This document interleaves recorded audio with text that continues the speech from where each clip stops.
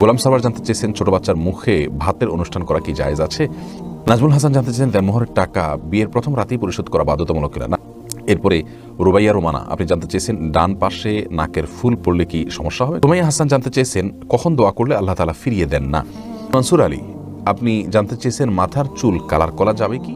আমরা সরাসরি প্রশ্নোত্তরে আপনাদের সর্বপ্রথম যে প্রশ্ন আমি দেখতে পাই আইডি থেকে আপনি জানতে চেয়েছেন আমাদের দেশে বিবাহ অনুষ্ঠানে গায়ে হলুদ দেওয়া এবং বরকনেকে কোলে তুলে নেওয়া এটা কতটুকু ইসলাম সমর্থন করে? দেখুন, আমাদের দেশে বিবাহ অনুষ্ঠানে গায়ে হলুদ দেওয়া এবং বরকনেকে কোলে তুলে নেওয়া, এগুলোর বিশেষ করে বরকনেকে কোলে তুলে নেওয়া, এগুলোর মধ্যে অনেক অনাচার নিহিত আছে। এমনকি গায়ে হলুদ দেওয়ার অনুষ্ঠানেও অনেক প্রকার অনাচার নিহিত আছে। অতএব এমনিতে গায়ে হলুদ দিলে যদি কোনো বিশেষ উপকারিতা থাকে, সৌন্দর্য বাড়ে, রূপচর্চা হয়, এবং সেক্ষেত্রে কোনো পুরুষদের গায়ে হলুদে নারীদের গায়ে হলুদে পুরুষরা না থাকে, গান বাজনা না থাকে, হারাম কিছু না থাকে, তাহলে সেক্ষেত্রে এটা করা যেতে পারে। কিন্তু এর পেছনে যদি কোনো বাজে বিশ্বাস থাকে তাহলে এটা করার কোনো সুযোগ নেই। আর বরকনেকে একে অন্যকে কোলে তুলে নিয়ে করা, যেমন নতুন বধূকে নববধূকে শ্বশুরবাড়ির কোনো পুরুষরা যদি কোলে তোলে, অথবা আপনার বরকে যদি কোনো মহিলার কোলে তোলে, সেটা হারাম। আর যদি পুরুষকে তার শ্বশুরবাড়ির পুরুষরা মহিলাকে তার মহিলারা কোলে তুলে নেয়, তাহলে সেক্ষেত্রে সেটাকে হারাম বলা কোনো কারণ। এটা আঞ্চলিক একটা সংস্কৃতি, আর আঞ্চলিক সংস্কৃতি ইসলামের সাথে কোনো কিছুর সাথে সাংঘর্ষিক না হলে সেটাতে কোনো অসুবিধা নেই। মহসিন গাজী আপনি জানতে চেয়েছেন নামাজের মধ্যে আমার চোখ বন্ধ করে নামাজ পড়লে মনোযোগ ভালো হয়, এতে নামাজে কোনো সমস্যা হবে কি? ভাই মহসিন গাজী, এই বিষয়ে আমাদের একটা ভিডিও আমরা আমাদের পেজে দিয়েছি, এবং আপনার এ বিষয়ে আমাদের ইউটিউব চ্যানেলও আপনি ভিডিও পাবেন। সেখানে আমরা চোখ বন্ধ করে সালাতের নামাজের বিধান উল্লেখ করেছি। মৌলিকভাবে মনে রাখতে হবে যে আপনার সালাতের মধ্যে চোখ বন্ধ করা, এই জিনিসটা সালাতের মধ্যে চোখ বন্ধ করে রাখাটা ইসলাম শরীয়তের দৃষ্টিকোণ থেকে প্রাথমিকভাবে সাধারণ অবস্থাতে এটা প্রশংসনীয় কোনো কাজ নয়, বরং একজন ঈমানদার সালাতের মধ্যে চোখ খোলা রেখে সালাত আদায় করবেন। হ্যাঁ, কখনো তার মনোযোগ সৃষ্টি করার জন্য বিশেষ পরিস্থিতিতে তিনি যদি চোখ বন্ধ করেন তাহলে ঠিক আছে, তাতে কোনো অসুবিধা নেই। এরপরে মোহাম্মদ মনির হোসেন জানতে চেয়েছেন স্ত্রীকে স্বর্ণ দিলে সেটা দেনমোহর টাকার অন্তর্ভুক্ত হবে কিনা। জি, অবশ্যই হতে পারে। আপনি স্ত্রীকে যদি স্বর্ণ দেন তাহলে সেটাকে আপনি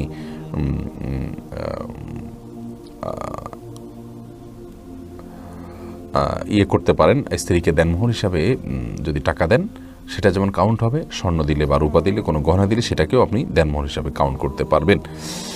এরপরে নাফিউর রহমান নাসিম জানতে চেয়েছেন আমি অবৈধভাবে বিদেশে থাকি এবং হালাল পথে টাকা উপার্জন করি, তাহলে আমার টাকা কি অবৈধ?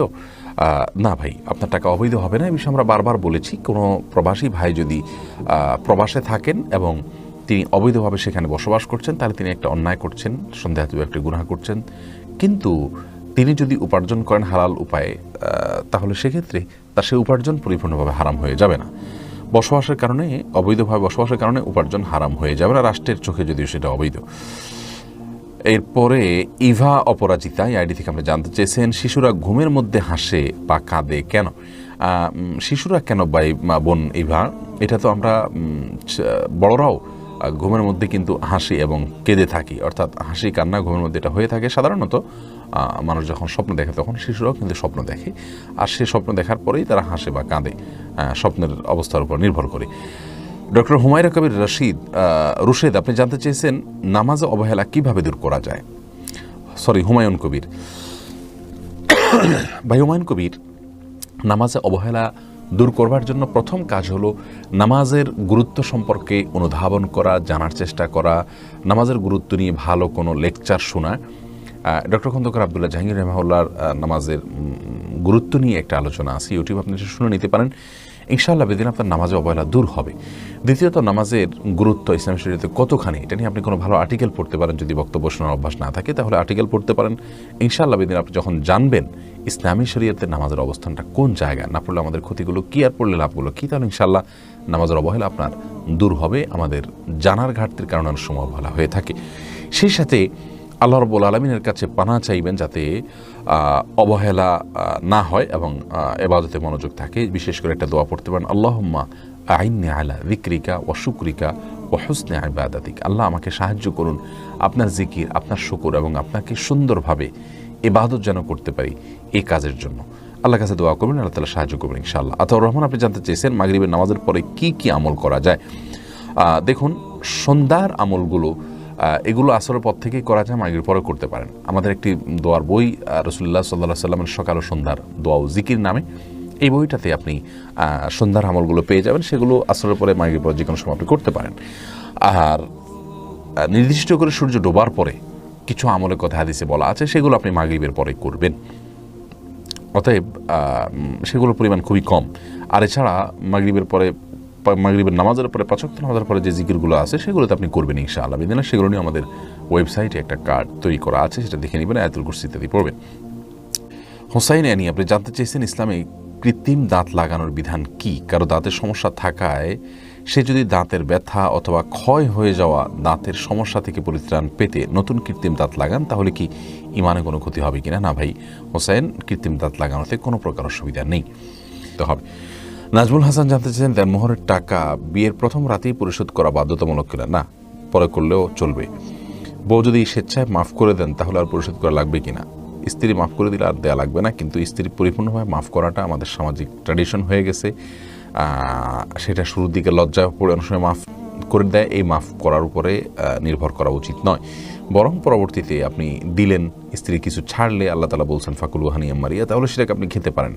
কিন্তু পুরোটা মাফ করে নেবেন, এটা তো এক ধরনের জুলুম।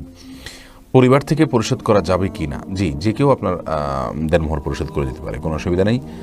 রুবাইয়া রোমানা, আপনি জানতে চেয়েছেন ডান পাশে নাকের ফুল পড়লে কি সমস্যা হবে? কোনো অসুবিধা নেই। ডান পাশে বাম পাশে আপনি নাকের ফুল কোন পাশে পড়বেন এটা সম্পূর্ণ আপনার ব্যাপার, কোনো অসুবিধা নেই। তবে যদি ডান বাম দুইটাতেই ব্যবহার করার মতো অপশন থাকবে তাহলে সেক্ষেত্রে ডানকে আল্লাহ তাআলা পছন্দ করেন, আগে ডান দিয়ে শুরু করাটাকে আল্লাহ তাআলা পছন্দ করেন। গোলাম সারওয়ার জানতে চেয়েছেন ছোট বাচ্চার মুখে ভাতের অনুষ্ঠান করা কি জায়েজ আছে? ভাই গোলাম সারওয়ার, আসলে ভাতের অনুষ্ঠানের বিশেষ প্রক্রিয়াটা কি আমার জানা নেই। তবে বিভিন্ন অঞ্চলে বিভিন্ন রকম সংস্কৃতি থাকে, সে সংস্কৃতি ইসলামী শরিয়া নাজায়েজ মনে করে না, যদি সেটাকে সওয়াবের কাজ মনে করে না করে এবং সেটার সাথে ইসলামের কোনো বিধিবিধানের সংঘর্ষ না হয়। সুমাইয়া হাসান জানতে চেয়েছেন কখন দোয়া করলে আল্লাহ তাআলা ফিরিয়ে দেন না? বল সুমাইয়া, দোয়ার সম্পর্কে আমাদের একটা বিস্তারিত ভিডিও আছে আমাদের পেজে, আপনি যদি সেটা দেখে নেন ইনশাআল্লাহ দোয়া সম্পর্কে আপনার বিস্তারিত ধারণা হয়ে যাবে। দোয়ার স্থান, কাল, পাত্র ও সময়, স্থান, কাল, পাত্র, এরকম একটা ভিডিও আমাদের ইউটিউব চ্যানেল আসুন্নাহ ফাউন্ডেশন নামে সেখানে আছে, আমাদের পেজে আছে, আপনি সেখানে সার্চ করলে পাবেন। অতএব দোয়ার কবুলের জন্য সবচেয়ে উত্তম সময় হলো সিজদার সময়টা, সিজদায় যখন যাবেন তখন, বিশেষ করে নফল নামাজে, এবং আপনি শেষ রাতের শেষ প্রহরে দোয়া করবেন, সেটা দোয়া কবুলের জন্য উত্তম সময়, এবং শুক্রবার সন্ধ্যার সময় দোয়া কবুলের জন্য উত্তম সময়। এমনি মনসুর আলী, আপনি জানতে চেয়েছেন মাথার চুল কালার করা যাবে কি? ভাই মনসুর, মাথার চুল এটা কালার করা যাবে। নবী সাল্লাল্লাহু আলাইহি সাল্লাম বলেছেন যদি আমাদের চুল দাড়িগুলো সাদা হয়ে যায় তাহলে সেগুলোকে আমরা যেন ভিন্ন রঙে রূপান্তর করি, কিন্তু ওয়াজান্নিবু সাওয়াদ, তিনি আরও বলেছেন যে কালো কালার থেকে তোমরা বেঁচে থাকবে। তার মানে কালো ছাড়া অন্য যে কোনো রঙে রঙিন করতে পারেন, তবে যে রঙে রঙিন করবেন সেটা যেন ন্যাচারাল রঙ হয়, সেটা যেন আলাদা কোনো আবরণ সৃষ্টি না করে আমাদের চুল বা দাড়ির উপরে। এই বিষয়টি আমাদেরকে মূলত খেয়াল করতে হবে, ব্যাস, তাহলে সেক্ষেত্রে চলবে, অন্য কোনো আর বিষয় খেয়াল না করলেও চলবে।